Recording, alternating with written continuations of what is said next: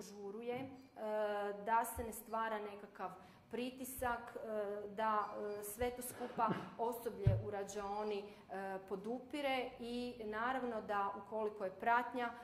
uz majku, da i ona sudjeluje u tome, da pomogne majci ukoliko bi možda bila potreba zbog koordinacije sa samom bebom, da se ne izgubi, odnosno da ne dođe do neke mogućnosti sklizanja bebe iz naručja majke. To je, velim, isto tako pomoć osoblju u rađaoni, dakle prisustvo osobe od podrške definitivno će biti važno u tome. Nakon, dakle, tog postupka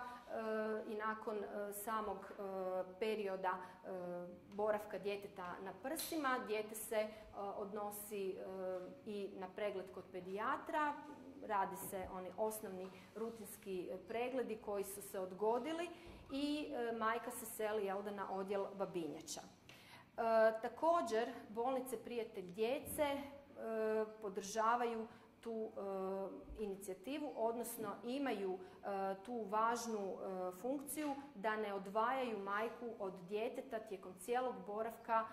majke u rodilištu. Dakle, majka i dijete su zajedno, jer je upravo važna ta bliskost i važno je da je beba uz poznatu osobu i da ima mogućnost dojenja onda kad ona to želi i kada joj je to potrebno, a ne da se dijete nosi iz dječje sobe majkama ili da dijete ne boravi sa majkom u sobi. Dakle, to je definitivno važno jer danas sve češće čak i rodilišta koja su prijatelji djece na neki način žele napraviti uslugu majci, pa preko noći da se majke odmore, odnose djecu u dječje sobe i puštaju majke da kao se na neki način odmore za vrijeme noći. No, međutim, upravo je ta prilagodba u tim prvim danima izuzetno važna. Važno je na neki način biti sa djetetom, važno je dojiti dijete kad ono to traži, jer to su ti prvi dani koji su najvažniji za uspostavu tih funkcija. I kasnije će vam biti puno lakše ukoliko ćete doista podržati svoje dijete, dakle u tome da bude uz vas tokom cijelog vremena, jer će se dijete na neki način prilagoditi vama i bolje ćete ga upoznati i imat ćete manje opterećenja kasnije.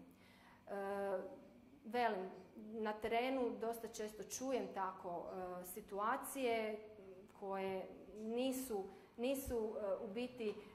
dobre, misli se da se radi nešto dobro, ali se radi krivo i radi se zapravo na uštrb te povezanosti i na uštrb same komunikacije majke i djeteta i kasnijih onih perioda kada je potrebno da se to sve skupa uskladi. Vi tek od kuće imate taj period koji možda sam po sebi može biti i dugotrajniji i teže to možete prihvatiti i proživjeti.